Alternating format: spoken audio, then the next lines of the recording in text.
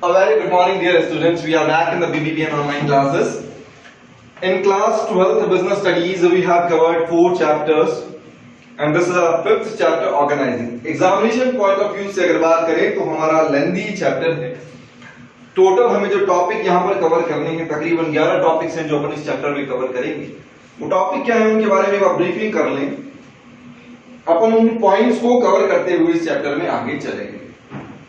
सबसे पहला जो पॉइंट आता है अपने पास में वो आता है ऑर्गेनाइजिंग का मीनिंग, यानी कि what is the meaning of organisation function of management. उसके बाद अगला जो पॉइंट आता है that is process of management, process of organising, process of organising. उसके बाद में अपन डिस्कशन करेंगे इंपॉर्टेंस के बारे में, ऑर्गेनाइजेशन स्ट्रक्चर के बारे में, forms of organisational structure. Forms of organisational structure दो तरह के, divisional structure and functional structure. उन टॉपिक्स में हम उनके मीनिंग, एडवांटेज और लिमिटेशंस के बारे में डिस्कशन करेंगे. फिर फॉर्मल, इनफॉर्मल ऑर्गेनाइजेशनल स्ट्रक्चर से यानी कि मेरिट, डीमेरिट और मीनिंग के बारे में डिस्कशन. उसके बाद centralisation, decentralisation, formal, informal organisation. उसके बाद में delegation, element of delegation, importance of delegation, and last topic for that chapter, for this chapter will be differences between delegation and decentralization. ये केवल माइंड मैप क्रिएट किया गया कि हमें पढ़ना क्या है. इन हर एक पॉइंट से एग्जाम में क्वेश्चन आते आए हैं, यानी कि पूरा चैप्टर इंपॉर्टेंट हो गया. तो आज का जो डिस्कशन होगा बेसिकली दो चीजों पर करेंगे, ऑर्गेनाइजिंग का मीनिंग और उसकी process. Before to start with the chapter, मैं एक कॉमन सी बात आप लोगों से करता हूं. आप अपनी स्कूल के एनुअल फंक्शन को फोकस करिएगा. We enjoy a lot the annual function of our school. Do you think कि ये फंक्शन अपने आप ही हो जाता है, या इसमें कुछ ना कुछ यानी कि मैनेजमेंट तो होता ही होता है, लेकिन उस चीज को अगर अंडरस्टैंड करने की कोशिश की जाए, समझने की कोशिश की जाए, तो यहां पर ऑर्गेनाइजिंग फंक्शन आपको समझ में आएगा. कैसे आएगा देखिए. अपन कहते हैं एनुअल फंक्शन करना है, प्लानिंग का पार्ट छोड़ दिया, क्या करना है, कैसे करना है, कौन करेगा, वो छोड़ दिया. उसके बाद में नेक्स्ट मुझे क्लियर है कि एनुअल फंक्शन में ये एक्टिविटीज करनी है. Then first I need to identify the activities. I need to identify the activities and must group the activities according to their nature. पहले क्या करूं, एक्टिविटीज को आइडेंटिफाई करूं, फिर उन्हें उनके नेचर के अकॉर्डिंग ग्रुपिंग करनी करेंगे. देन अब ग्रुपिंग करने के बाद में we need to allocate the particular department to a person which is particularly specialised in that area. वो काम जिसको अपन ने ग्रुप में इकट्ठा कर दिया है, वो ग्रुप ऐसे कैसे उठा करके किसको दे दिया जाए, उस इंसान को दे दिया जाए जो कि उस काम को करने में एक्सपर्ट है.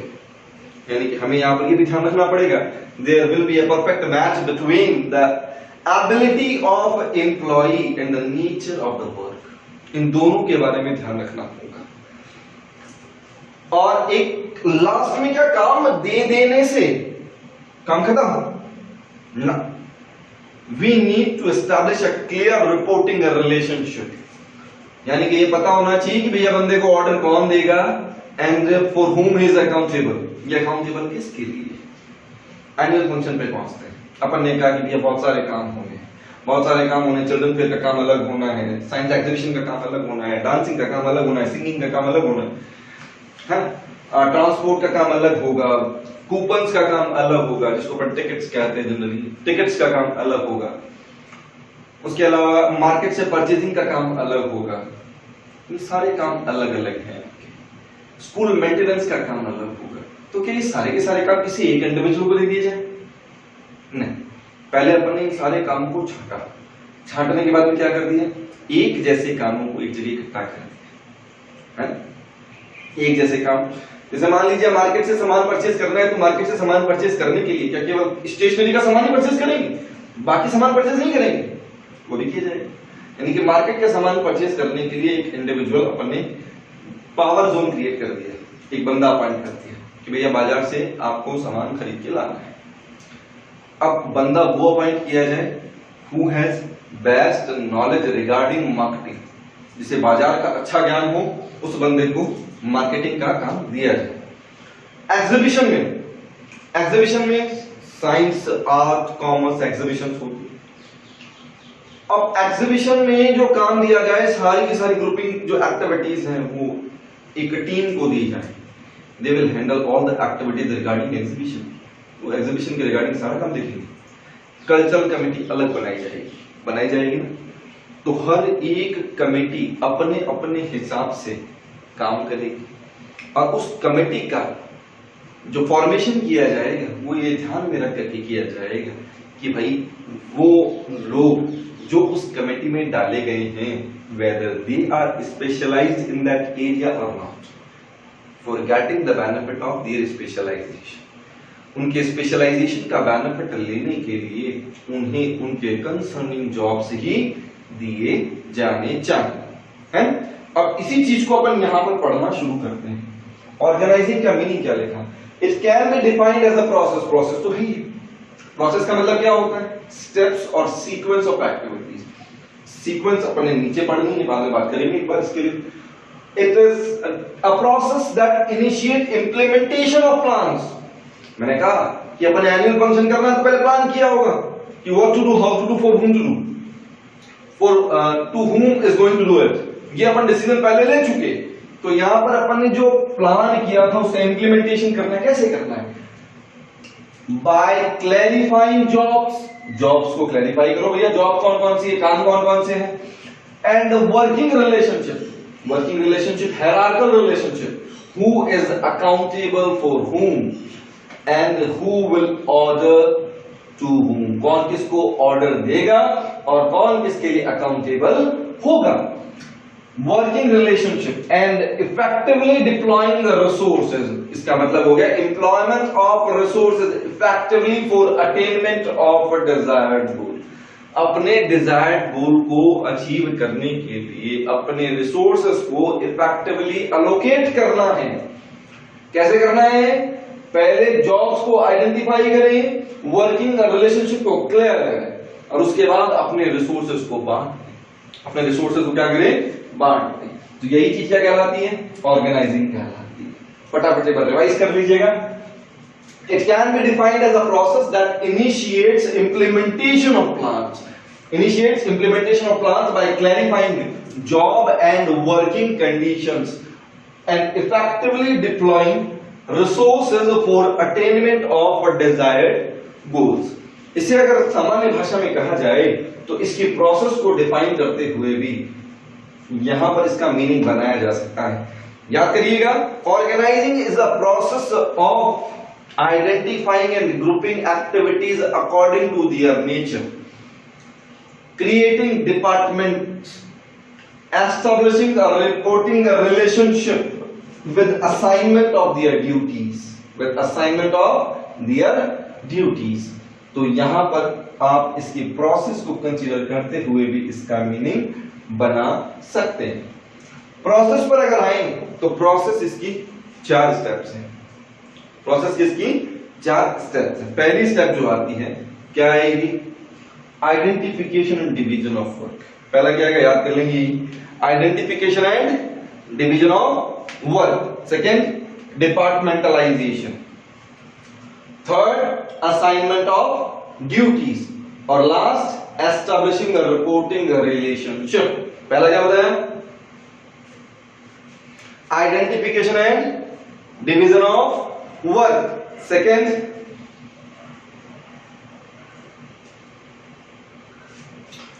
departmentalization. Third, assignment of duties, and last one, establishing reporting relationship। अब है क्या चीज? ये चारों स्टेप्स क्या चीज? पहले वाले में identification and division of work, काम कौन कौन से हैं, उनके नेचर के अकॉर्डिंग उन्हें बांट देना, ये क्या कहलाएगा? Identification and division of work. Identifying and dividing the work that has to be done in accordance with the plan.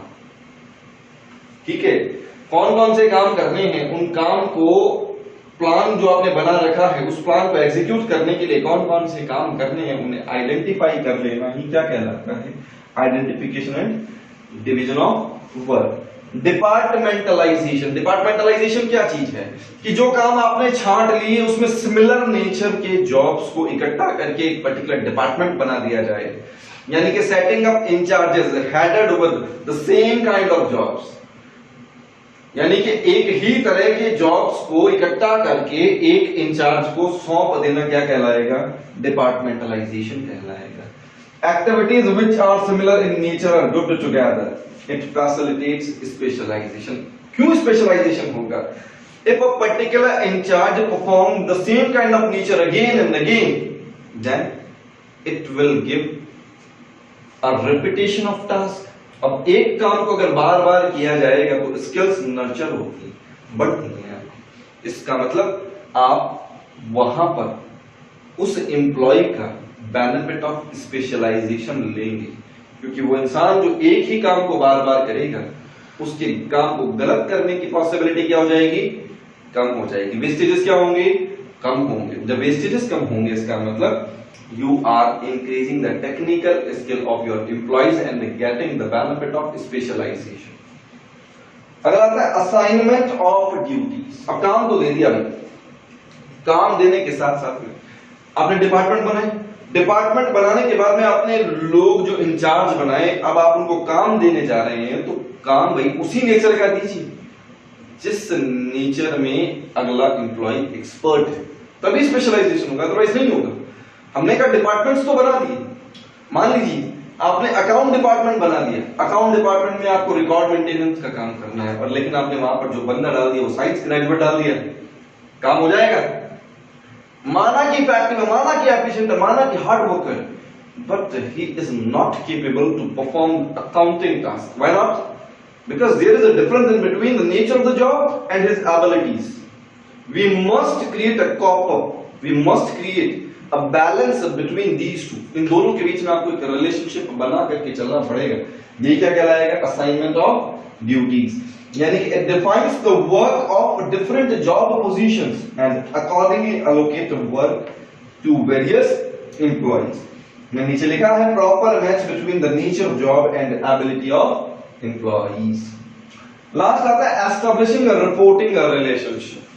भाई सीधी सी बात है, काम तो अपन करेंगे तो अपन कहेंगे भैया हेनरी फ्योल ने कहा था यूनिटी ऑफ कमांड, यानी कि one person must get order from one boss, है ना? ऐसा क्यों कहा था अपन ने? So that there will be no confusion regarding to whom he is answerable and from whom he will get orders। ठीक है, किसी तरह का कोई कंफ्यूजन ना। तो यहां पर भी अपन यही कहते हैं कि अपन ने काम को बांट तो दिया, लेकिन काम को बांटने के साथ में we need to create and reporting a relationship. हमें हायरार्किकल रिलेशनशिप भी बनानी पड़ेगी। क्यों बनानी पड़ेगी? वो इसलिए बनानी पड़ेगी कि भाई हमें ये पता होना चाहिए कि हम किसके लिए आंसरेबल हैं और कौन हमें ऑर्डर दे सकता है, जिससे आपका काम इजीली एग्जीक्यूट हो पाए। Each individual should know who he has to take orders from and to whom he is accountable। ठीक है, ये हमारे पास में ऑर्गेनाइजिंग का मीनिंग और उसकी प्रोसेस कंप्लीट होती है। अपने नेक्स्ट वीडियो में अपन मिलेंगे ऑर्गेनाइजिंग के इंपॉर्टेंस के साथ में। ठीक है, थैंक यू।